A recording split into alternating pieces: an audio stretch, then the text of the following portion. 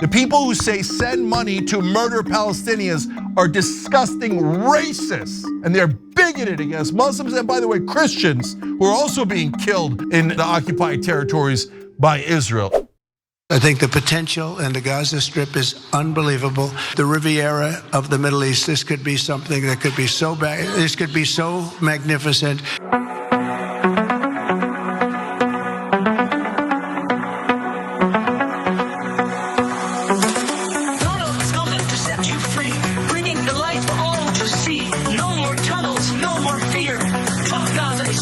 Here.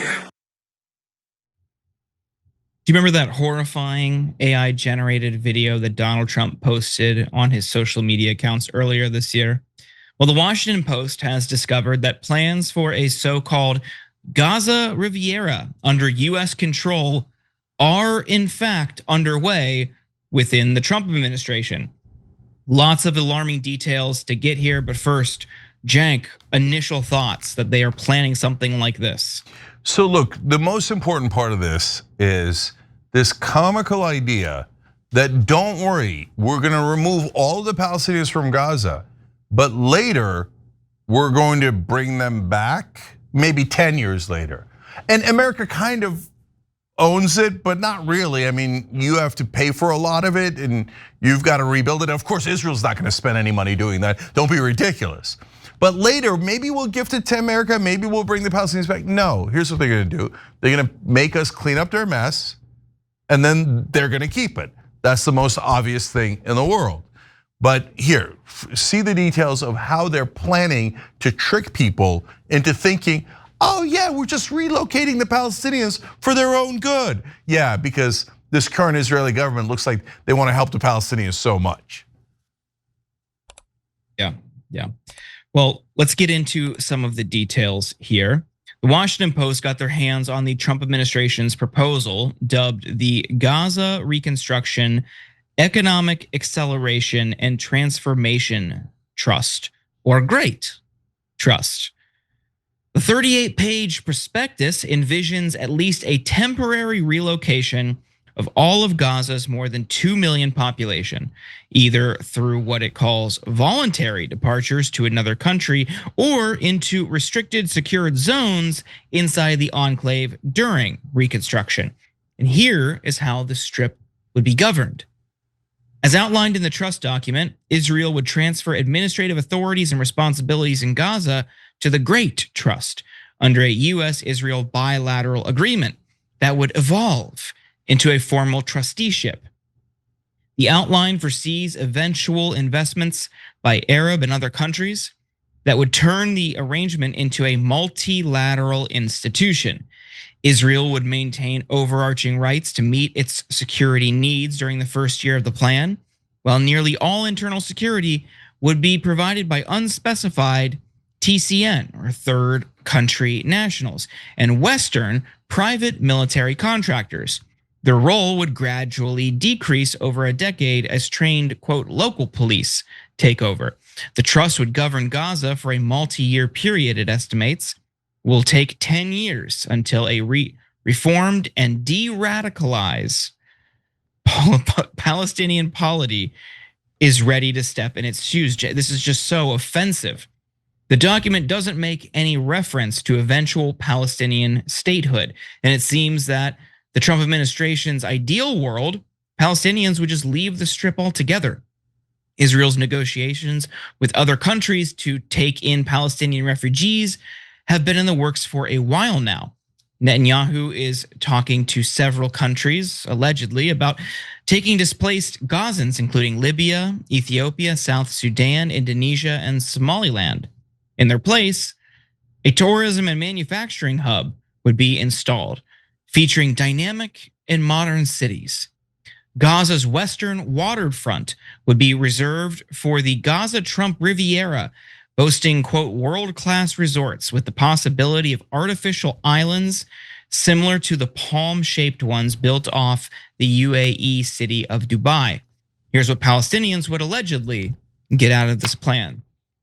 Those who own land would be offered a digital token by the trust in exchange for rights to redevelop their property to be used to finance a new life elsewhere, or eventually redeemed for an apartment in one of 6 to 8 new AI-powered smart cities to be built in Gaza. Each Palestinian who chooses to leave would be given $5,000 in cash and subsidies to cover 4 years of rent elsewhere, as well as a year of food.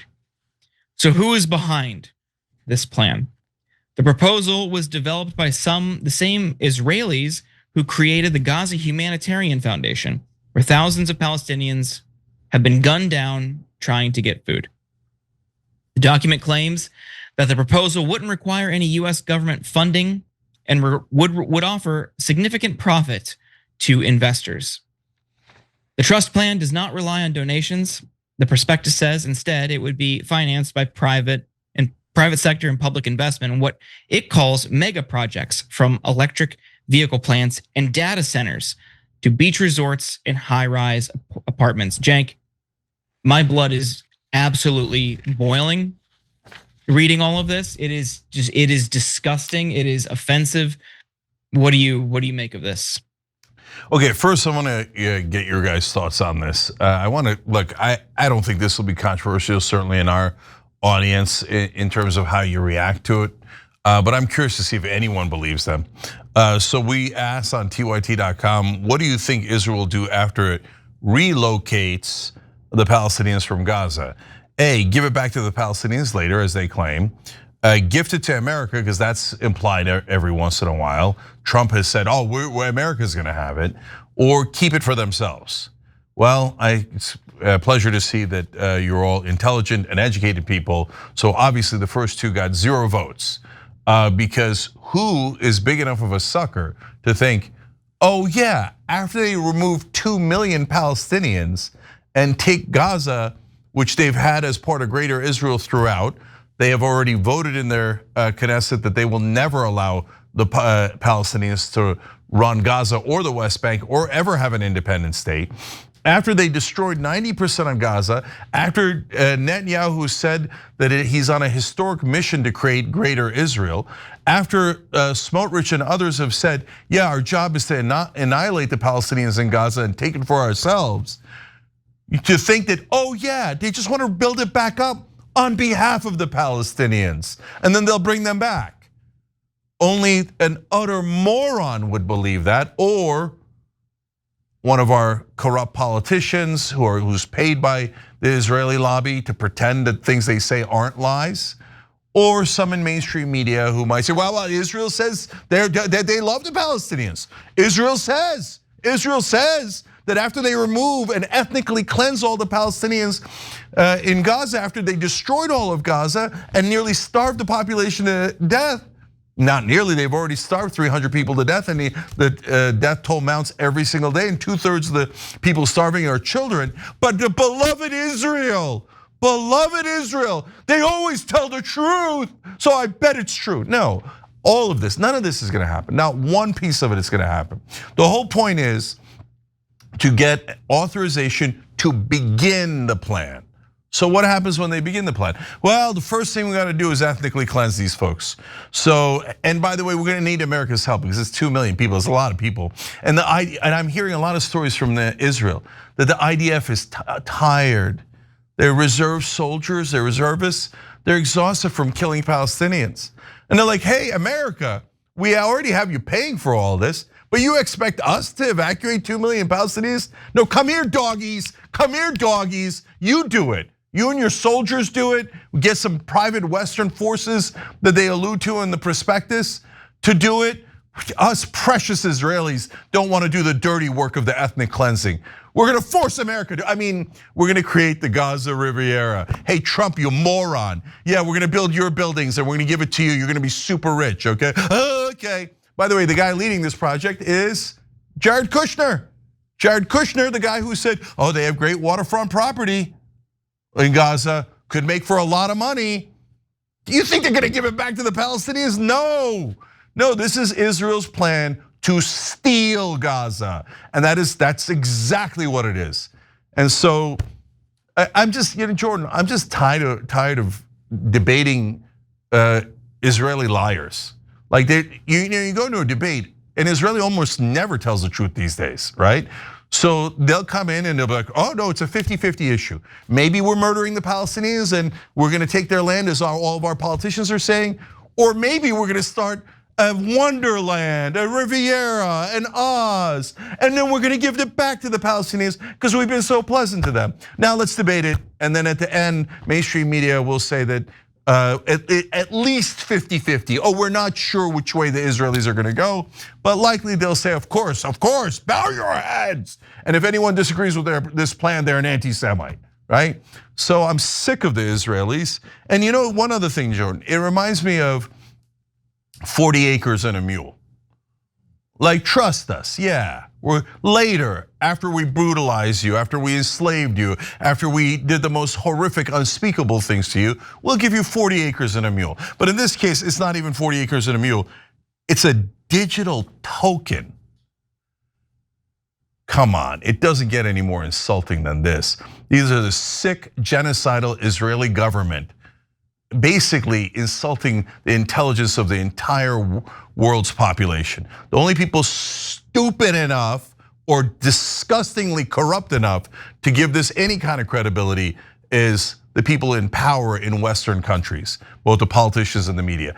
Everyone else was saying the same thing to Israel we've been saying for the last 2 years. We're not anywhere near as stupid as you think we are, that we would ever believe an outrageous Israeli lie like this. Yeah, I want to just acknowledge the context that this reporting is being released within. Amid reports that the US and Israel are blatantly planning to ethnically cleanse Palestinians from the Strip, the world's biggest academic association of genocide scholars officially called what's happening in Gaza a genocide. They passed a resolution saying the legal criteria to establish that Israel is committing genocide have been met. 86% of those who voted among the 500-member International Association of Genocide Scholars backed the resolution declaring Israel's policies and actions in Gaza had met the legal definition set out in Article 2 of the 1948 UN Convention on Genocide. The 3-page resolution calls on Israel to immediately cease all acts that constitute genocide, war crimes, and crimes against humanity against Palestinians in Gaza, including deliberate attacks against and killing of civilians, including children, starvation, deprivation of humanitarian aid, water, fuel, and other items essential to the survival of the population, sexual and reproductive violence, and forced displacement of the population.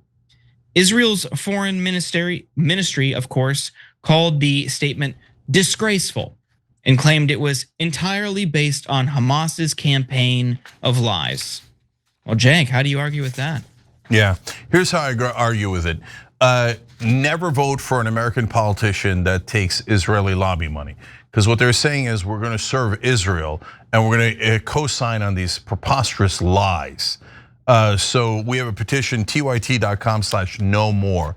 And you don't have to vote against your own party. Just go into a primary, find out if your incumbent has taken AIPAC money or any candidate in that race, or any lobby from any money from the Israeli lobby. Make sure this is a petition to say, yeah, I'm never ever going to vote for somebody who says I'm going to represent a different country because I got bribed, legally bribed by their lobby. So I don't work for you anymore. I work for. Thank you for letting me know. Of course, I'll never vote for you. tyt.com/no more. We'll put the link down below. But the Israeli government on the genocide, well, of course they're gonna lie. That's all they ever do, right? So this is an overwhelming percentage of the genocide scholars in the world going, yeah, of course it's a genocide. It's obviously a genocide. This is a textbook genocide, as we've been telling you. So in case you don't know, the people committing genocide almost always give the same excuses. They did it for self-defense. The rebels, terrorists, insurgents were hiding in the civilian population. We had to move them for their own good. So like for the genocide scholars, looking at those excuses is the most normal thing in the world. That's what every government doing a genocide says. So all it is propaganda, obvious genocide propaganda, okay? So when you look at the reality of it, Again, 90% of the buildings in Gaza are destroyed. We have collective punishment where already over 300 people have starved to death. Their civilian kill ratio is way worse than Hamas's. Hamas killed 67% civilians on October 7th. Israel has killed 83% civilians since then, so they are worse terrorists than Hamas, and they have killed 500 times the number of children, 60 times the number of people overall. So the Israeli government is not protecting anyone from terrorism. They are the terrorists.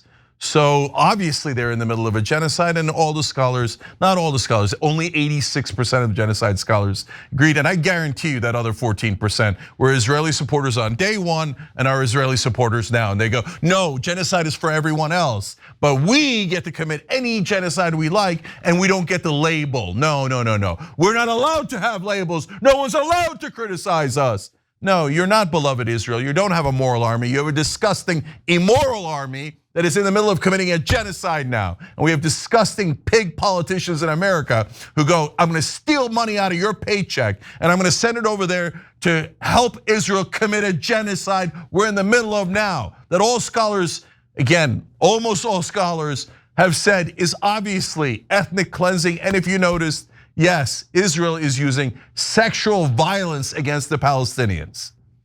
Everything they said Hamas is doing, well, a lot of which Hamas actually did do, they've now said, oh yeah, hold our beer. Now they're doing it in spades. They're doing it worse than Hamas, much worse than Hamas. But if you say that in American media, unless you're on the Young Turks, oh my God, how could you? Just because they're obviously doing genocide and ethnic cleansing, it doesn't matter. They're beloved Israel. Send them your money right now, otherwise you're an anti-Semite. No, no. The people who say send money to murder Palestinians are disgusting racists. And they're bigoted against Muslims and, by the way, Christians who are also being killed in the occupied territories by Israel. And also, and Israel says, oh, I get to murder anyone I like. They just murdered the entire Houthi cabinet and the prime minister. Those are the de facto rulers of Yemen. They killed them all. And they said, well, they killed one Israeli. One of their rockets got through, one. Well, Israel has killed 9 Americans since just in the last 3 years. Should we use Israeli logic on Israel? No, no, no, no, no, no, no, no. Israeli logic is we get to murder everyone. You don't ever get to touch any Israeli. In fact, shut up, you anti-Semite. Send me another $300 billion. Be my dog, but don't you say you're my dog. Just be my dog without saying it. No, we're tired of Israel's lies and excuses and genocide. It is one of the most despicable governments on earth today. So if you don't like that, change the Israeli government. Go and do whatever you need to do. If you love Israel, you hate Israel, you're in the middle on Israel, do whatever you're gonna do, not violently, ever, ever, ever. Rhetorically, politically, through your blood, sweat, and tears, get out there and fight against this genocide to try to help the innocent Palestinian people from being brutalized by the evil, terrorist, current government of Israel. Damn it, we're out of time, so we can't even tell you about how Israel's planning to let a terrorist go because he murdered Palestinians. So they're like, yeah, of course, let him go. In fact, here, I'll just tell you real quick. Amram Popper, in 1990, slaughtered 7 Palestinians. And he got convicted, 7 life sentences. So that's back when Israel had any kind of law at all. Now what are they doing? They're like, oh, let's just let him go as a sign that you should murder Palestinians. Terrorism is awesome if Israel's doing it. Well, at least that would be honest, because Israel does mass terrorism, more terrorism than almost any nation on earth, and their government actually does it, and then their citizens vote for it. So them releasing a terrorist is actually very, very normal. Their entire government is filled with terrorists. Okay, so that's my views on the current government of Israel, and they are a disaster. And we need to stop, like we're literally now stealing money from American citizens to send it over to murder Palestinians. I can't stand it. And if you can't stomach that, there's something wrong with you. Every time you ring the bell below, an angel gets his wings. Totally not true, but it does keep you updated on our live shows.